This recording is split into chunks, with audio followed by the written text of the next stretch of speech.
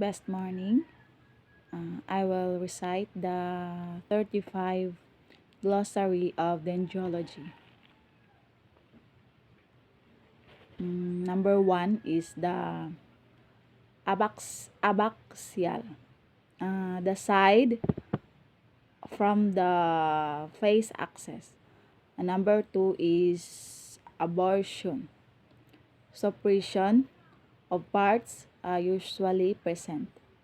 Number 3 is color, very narrow, stiff, and pointed. Number 4 is amentifero, bearing catkins. Number 5, anime pillows, when pollinated. Number 6, anisopy pillows, the two leaves of a pear of different size or shape.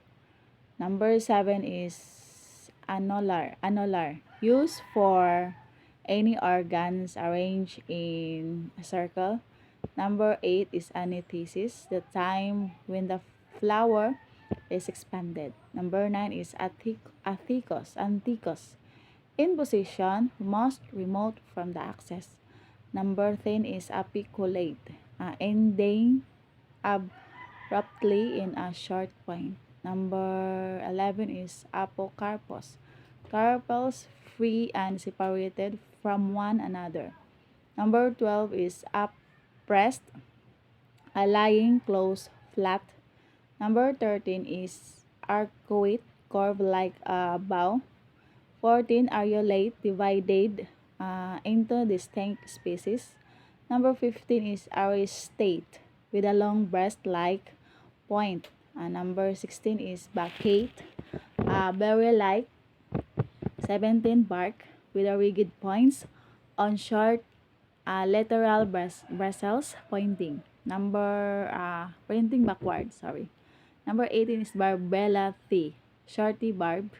19, basified, of another attached by 8 base. Number 20 is birded, with long step hairs. 21 is bifid, cleft into parts of the tip. And 22 is caducoas, falling early. 23 is caspustae, mats or spreading tufts. Number 24 is camlanolate, bell-shaped. 25 is cane, more or less gray or hoary. Number 26 is cell, the smallest unit of living organism. And number 27 is convolute, rolled. 28, cotyledon, said left. 29, catiform, shape like a cup. 30, cotyledon, said left. 31 is crateriform, shaped like a cup. 32 is crispate, curled. 33 is crustaceous, brittle texture. 34 is calm, the stem of sages and grasses. And the last is 35, effullate, without leaves.